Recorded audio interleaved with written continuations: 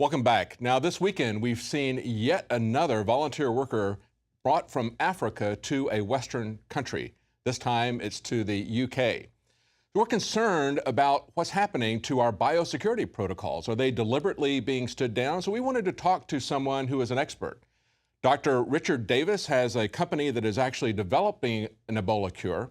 So he's very familiar with the protocols, the level 4 security protocols that should be handled around this type of disease.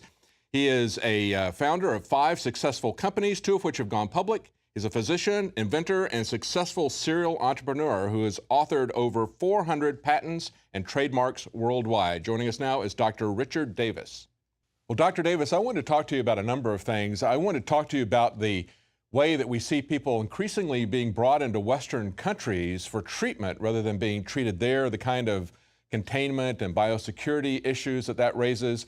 But you contacted us and told us that you had within your company some spectacular results treating Ebola before this outbreak occurred. You had a product called RC2 Beta. You said you were working with the U.S. Army at Fort Detrick. Over the past year, you had killed Ebola and a number of other deadly viruses in a way that had never occurred before, that was entirely non-toxic to surrounding normal uninfected cells, according to your email. So I want to talk to you about that. But before we get to that, let's talk about these cases of people coming to the United States. We just had in England, in the UK, they just had a British Ebola patient arrive this last weekend for treatment.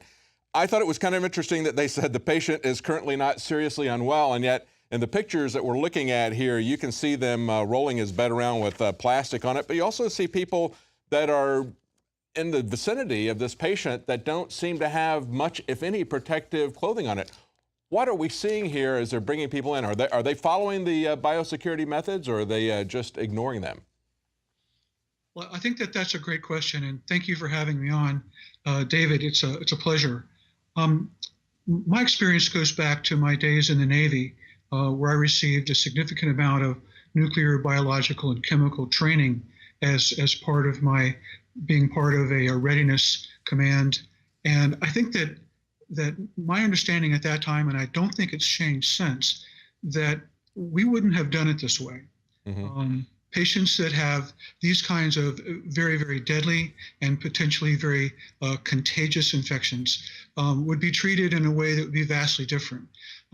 I think that at a very minimum, if the idea, and I don't understand the rationale for bringing these people out of country as opposed to bringing the drugs in, which would have been the most conservative approach.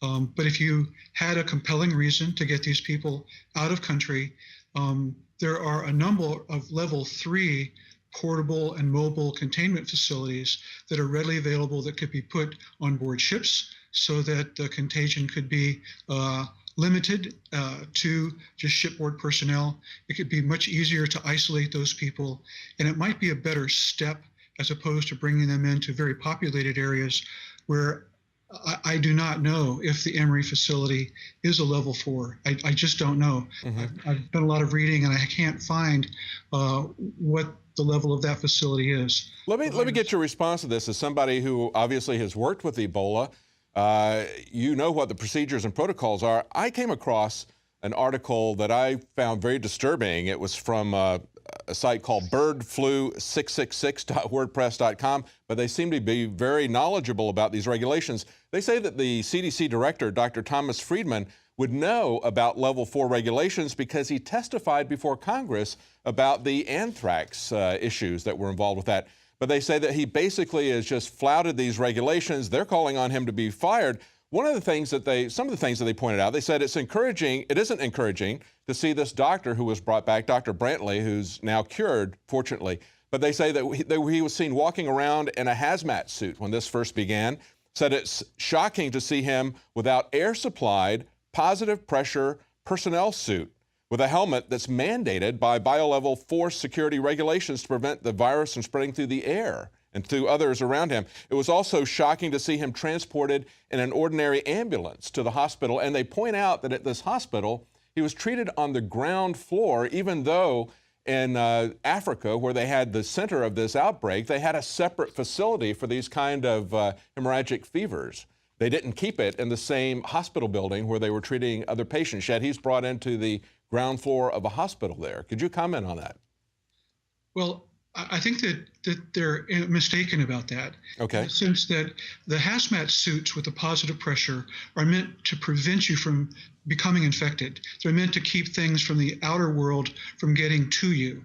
If you're already infected and you put yourself under positive pressure, you would simply be pushing the virus out into the surrounding area. Oh, okay. So I can understand why they didn't provide a positive pressure, but they did provide a fully contained hazmat suit for his brief transportation between the vehicle and the containment facility of whatever degree it might happen to be. So I would actually agree with that. My concern is, why bring him to a very populated place in the first place? Yes. I simply don't understand what the compelling reason for doing that. There may be one. I simply am not aware of what that might be. It seems like it would be far easier to send the treatment to them. Now, I did see some information that he did receive, of course, the ZMapp vaccine in country.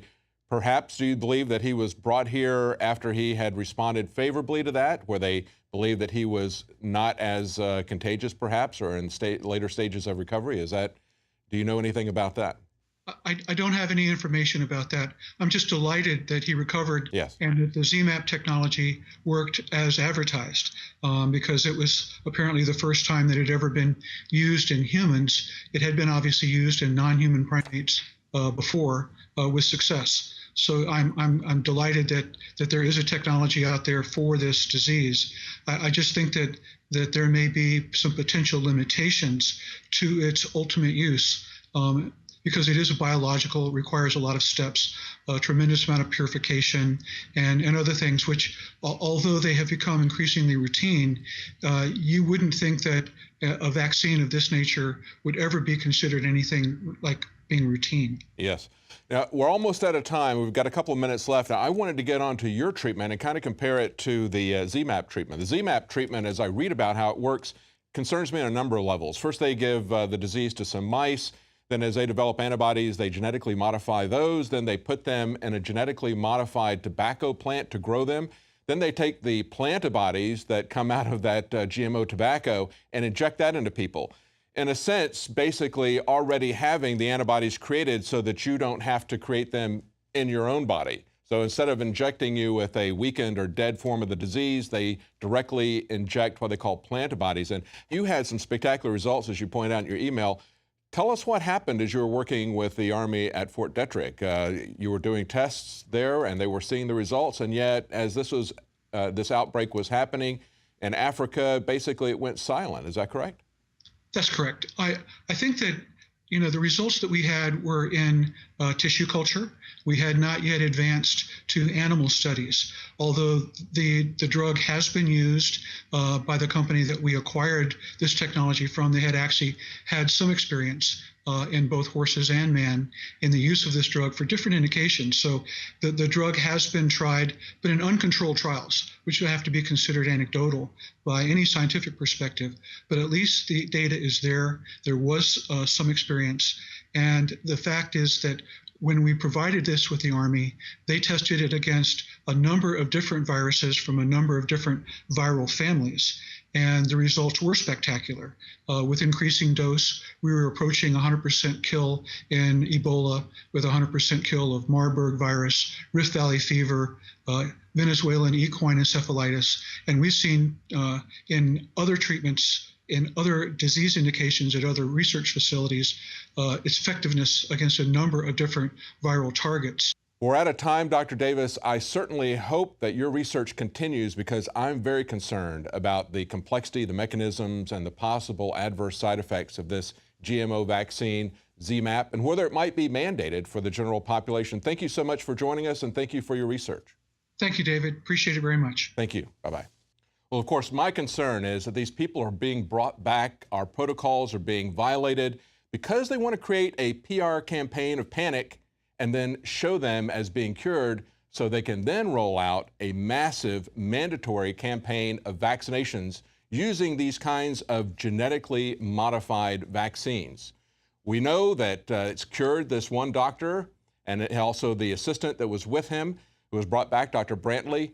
But what are the long-term consequences of this, and what are they going to add to it once they start mass producing it like they do other vaccines? Well, stay with us because we're going to continue to cover this as it develops. And if you're a Prison Planet TV subscriber, we'll keep you updated. It's something that you can share with up to 11 other people simultaneously. It helps to support our operation here. And you can also share with those people all the documentaries of Alex Jones. Well, that's it for tonight. We'll be back tomorrow at 7 Central, 8 p.m. Eastern.